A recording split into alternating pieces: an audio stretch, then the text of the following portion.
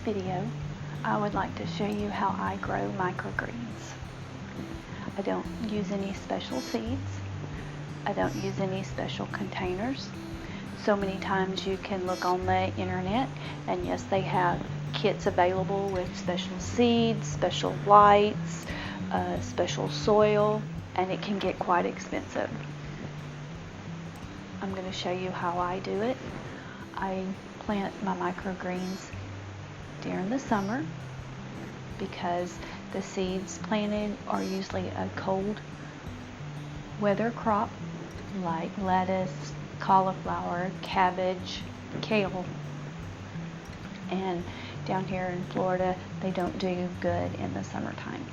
So I take seeds that I had bought for my winter crop and use them for the microgreens during the summer. I like to recycle, so I don't buy any kind of special container to grow them in. A couple things I use here is a little tray that had gotten plants from. I've used this several different times. Just make sure wash it good with a little diluted bleach so that any bacteria will be washed away and it will not transfer to your greens. Also, I use a couple of different things, but this right here is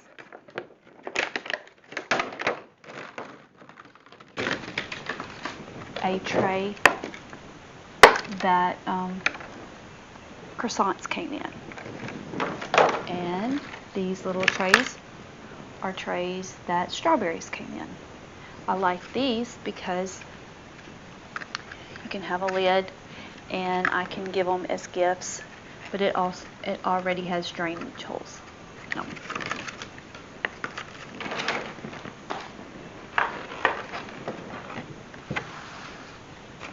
Their croissant plastic tray, we're going to have to put drainage holes in the bottom. So I'm going to start off by putting the holes in the bottom, and then we'll plant. I'm just taking a skewer, heating it up, and putting some drainage holes in the container. Now that I have all my containers prepped, it's time to fill the containers with soil. Potting soil is recommended because it is mostly sterile and it cuts down on bacteria and mold growth. You could use homemade potting soil. There's recipes for that, but it's just easier for me to buy it in a bag and use that.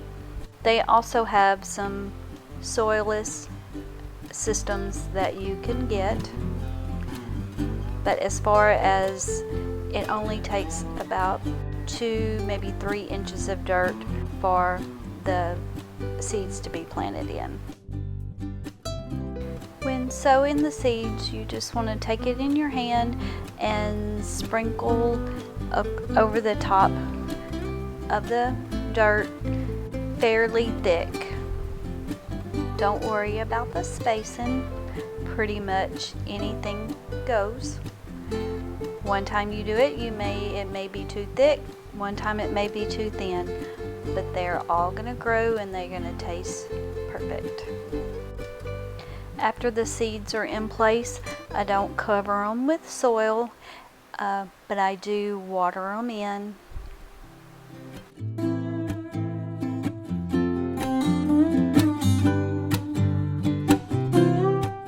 Cauliflower, broccoli, cabbage, radish, dill, carrots, and even celery are examples of seeds that make good microgreens. After all the seeds are in place, gently water them in.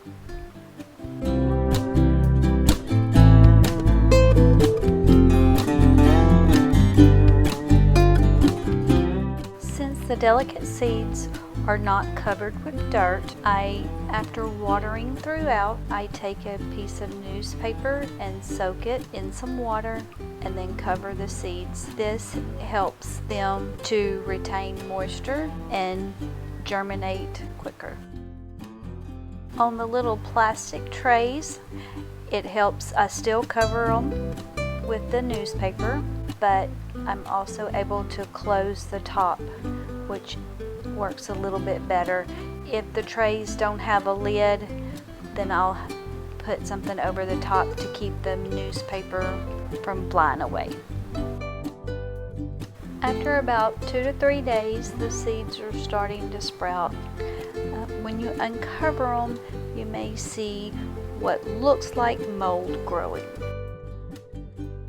It may actually be root hairs. I'll try to show you the difference between the two.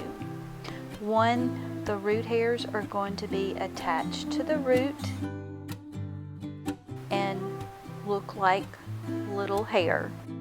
Mold, on the other hand, resembles cotton candy and is actually attached to the dirt. This is around day 6. I uncover my greens and they look all yellow. Don't panic, that's the way they're supposed to look. Here they are, about 36 hours after being uncovered, pretty and green. After collecting the greens, gently rinse them off and then I place them on a paper towel to dry.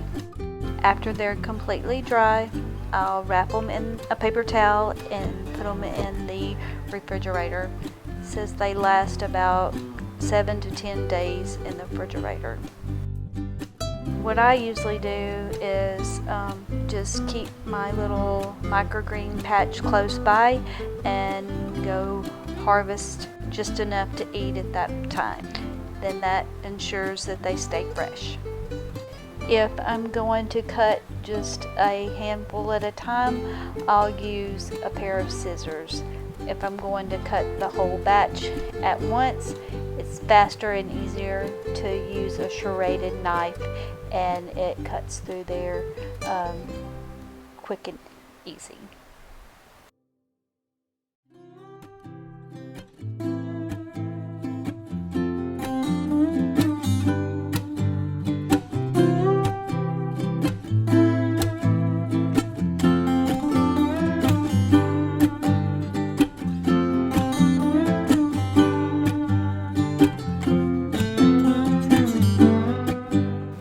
Thanks for watching, and I hope this video has inspired you to plant some microgreens of your own.